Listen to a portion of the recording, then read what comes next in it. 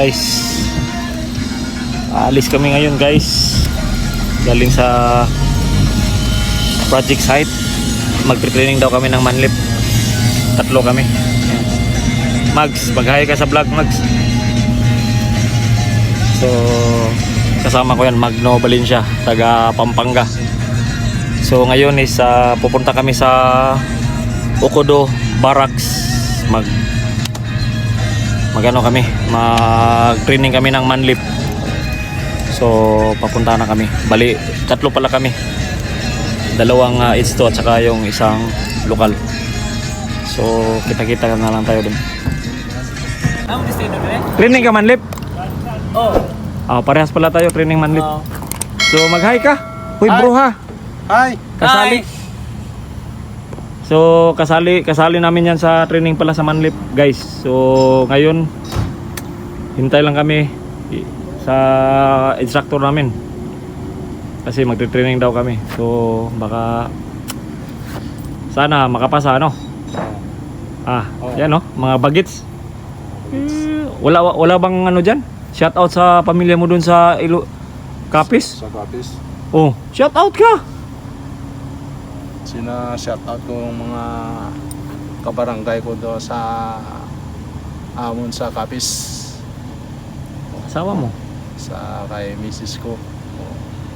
Kay Victoria Bacoy. Yun lang. Yun lang. Ikaw, buddy?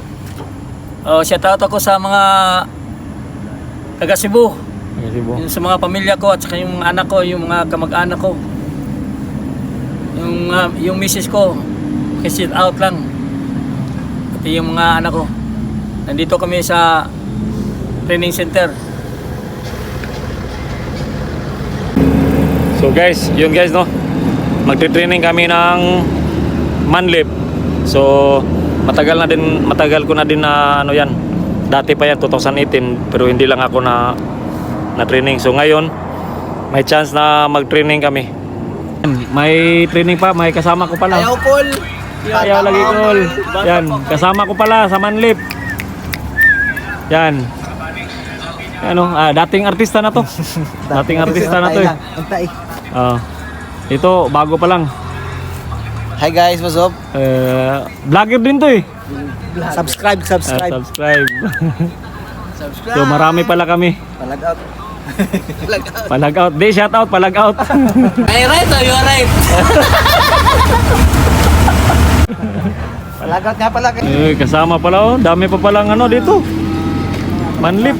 Palag out. Oh, palag out. Palag out. Ay, right or you right?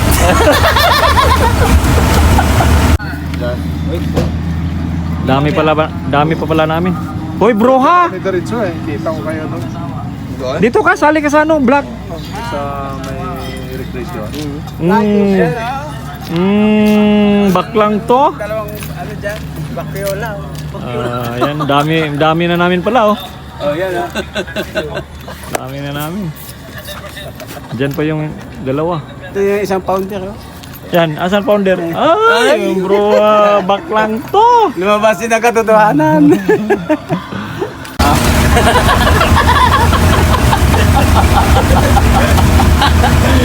So, nandito na yung ano namin guys. Si Ramon pala yung ano, magte-training sa amin. So, nandito na siya. Siguro, churi pa siguro yung ano yun namin. Bago yung actual.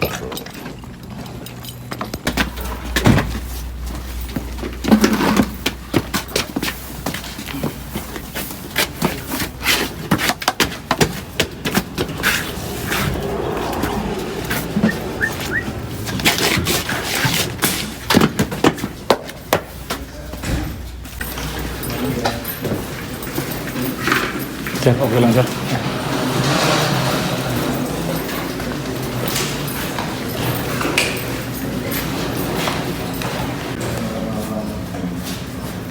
First case, I would like to ask who has experience already working with area team on Caesar.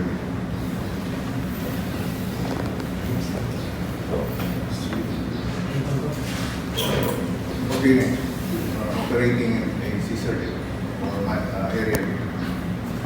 So, you don't have any experience yun?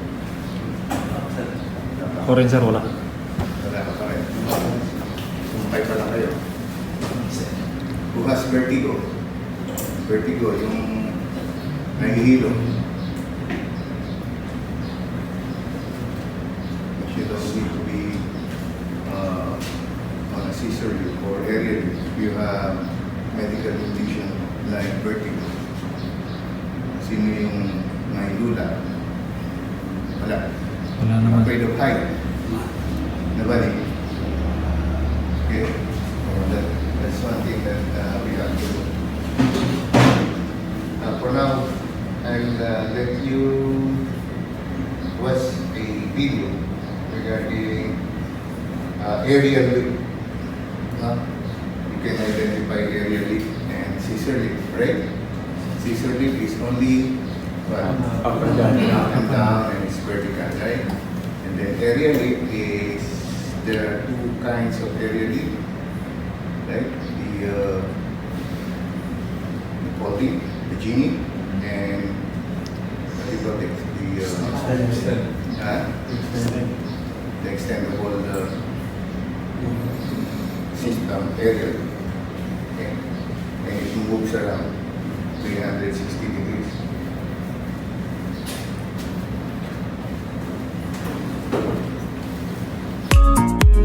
Nasabi ko, the video said,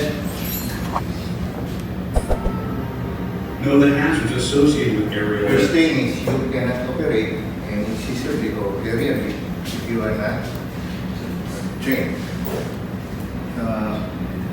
Everybody drives a car or vehicle, right? You know how to drive the vehicle. Sino hindi nagdadrive? Who don't drive? Okay, so it is important you know how to drive the vehicle. Because if there is a control, right? There is a wheel. It's like a vehicle that you're supposed to be familiar with. You know where it's right, you know where it's left, which is going forward and which is going backward. It's the same as a vehicle. Then the different thing there is that there is a part of the equipment that lift workers from the ground. Okay, so you don't supposed to train. Oh, if you're not trained, you're not supposed to operate. Avoid them. Inspect an aerial lift for damage or unsafe conditions before you use it. So inspect the equipment. Okay?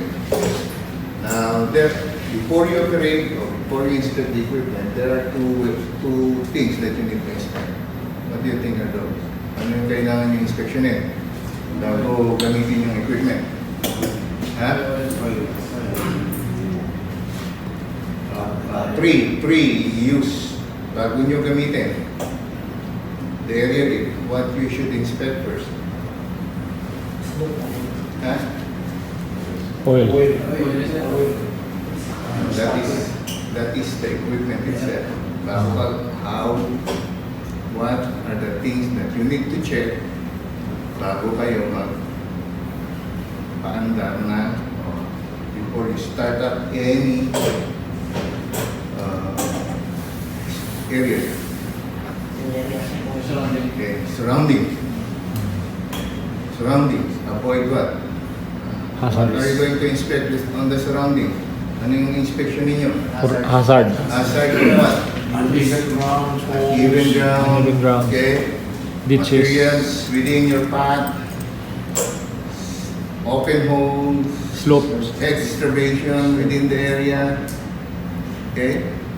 Those are the pre-lift or pre-use of pre-inspection use of before you use any area lift.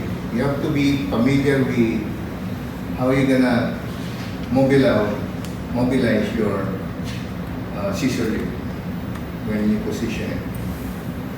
Okay? Especially uneven grounds and the slope. As much as possible,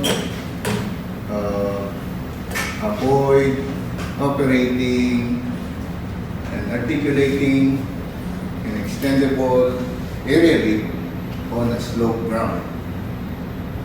Most of the time, there is a little bit of slope that is allowable to use. But you have to check the equipment, how many degrees of slope before you can operate the area lift to avoid tipping over. Okay, so naintindihan niyo, you have to check the ground as much as possible.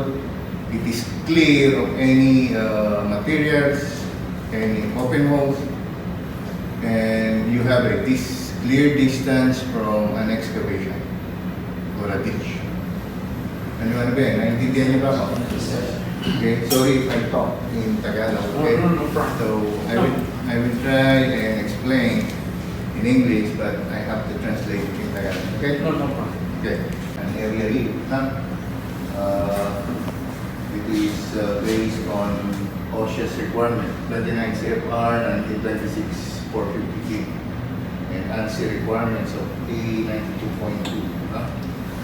So lahat ng safety standard, all the safety standard with regards to area lift is you can find it on this paragraph of 29 CFR 1926. Okay. Our objective is to understand the training requirements for operating an area lift. Understand area lift inspection requirements. Understand safe working practices for operating and performing work on area lifts. Now, saan natin makikita to? Where do you think we can find this? How to understand safe work? Website. Huh? Job site. Operator manuals. Operator manual. Okay? So there will be different types of or different brand of area lift. Right? Like we're gonna be using XCMG, I think. And then there are Genibu. What else? Standard A92.2 2001. Area lift must have the following markings: identification, operational, and instruction. Area lift frequent inspection must be performed daily by the operator before the device is used. Ang tawag doon, frequent. Kahit bago mong gamitin, before you use your area lift, you have to check the operation condition of the area lift. Then the periodic inspection. Periodic inspection should occur between 1 and 12-month interval as determined by the company and manufacturer's recommendation. So these are what they call this, maintenance. Preventive maintenance inspection, making sure that the wear and tear and other recommended parts of the area lift that need to be maintained and inspected by a qualified person based on manufacturer's recommendation. And even the filters. Okay, for you guys, as I use it,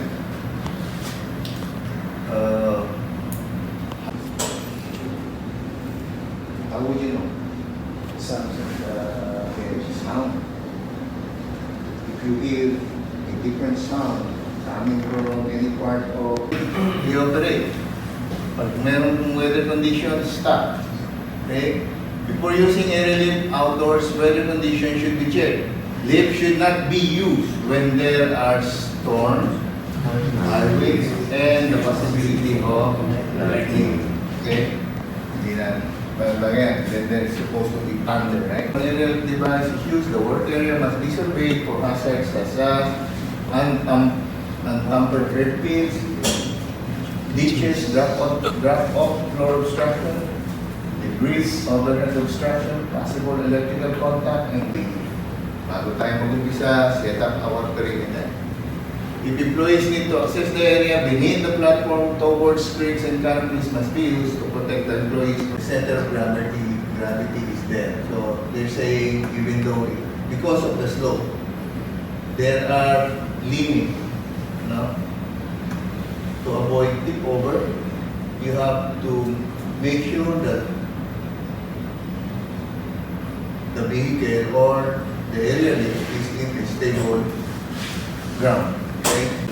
All operator must be trained and certified prior to operating an aerial lift. Frequent inspection must be performed daily prior to use, and periodic inspection are detailed inspection that must be performed and recorded in accordance with manufacturer's recommendation. Work on an aerial lift should not be performed during lightning condition or heavy weather. The work area must be checked for hazards prior to using aerial lift. And that is a question.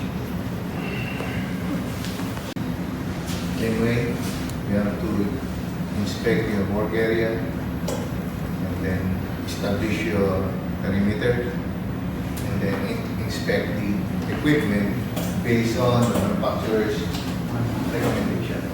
Okay. So we'll go with the scissor lift.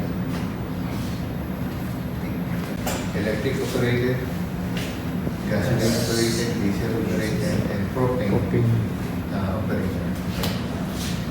Most of the time, scissor lift, when you're using it inside the building, you will be using propane or electric. But diesel and gasoline, it's not recommendable to be used inside enclosed area.